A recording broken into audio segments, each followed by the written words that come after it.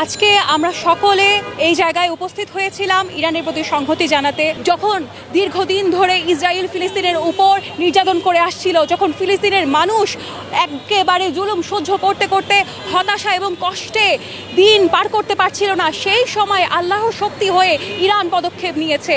Iran যে সাহসী পদক্ষেপগুলো নিয়েছে সেটা অবশ্যই অবশ্যই প্রশংসার যোগ্য। অবশ্যই আল্লাহর শক্তি ইরানের সাথে আছে।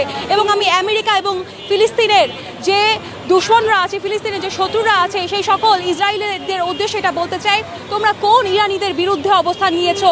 যে ইরানিরা কিনা সূর্যমুখীর বীজ খেতে খেতে রকেটের দিকে তাকিয়ে থাকে কোনো প্রকার চিন্তা কিংবা কোনো প্রকার ভয় ছাড়া, সেই ইরানিদের সাথে তোমরা অবস্থান নিয়েছো, সেই ইরানিদের সাথে তোমরা যুদ্ধ করবে।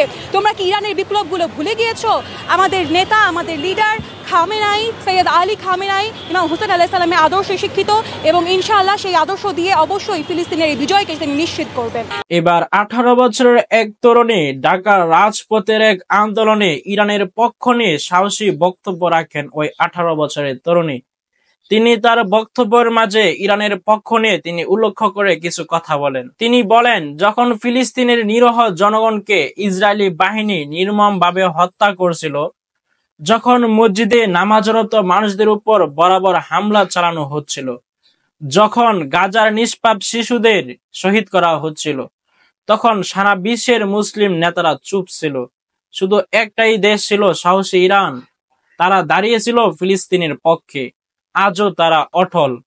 আজ সেই ইরানে বর্ষিত হলো ইহুদি রাষ্ট্র ও যুক্তরাষ্ট্রের নিষ্ঠুর ব্লাস্টার বোমা। আন্তর্জাতিক মানবাধিকারকে পদদলিত করে চালানো হলো হামলা। আমরা এর তীব্র নিন্দা জানাই বলে এই মেয়ে তার বক্তব্যে সাহসী প্রেরণা দেয়। ইরানের পাশে ছিলাম, ইরানের পাশে থাকবো ইনশাল্লাহ, এরকমই সাহসী বক্তব্য দেন ঢাকার রাজপথে। ইসলামের পক্ষে, নিপীড়িতের পাশে, অন্যায়ের বিরুদ্ধে, এটাই মুসলিমের পরিচয়। এরকম সাহসী বক্তব্য দিলেন এক 18 বছরের তরুণী।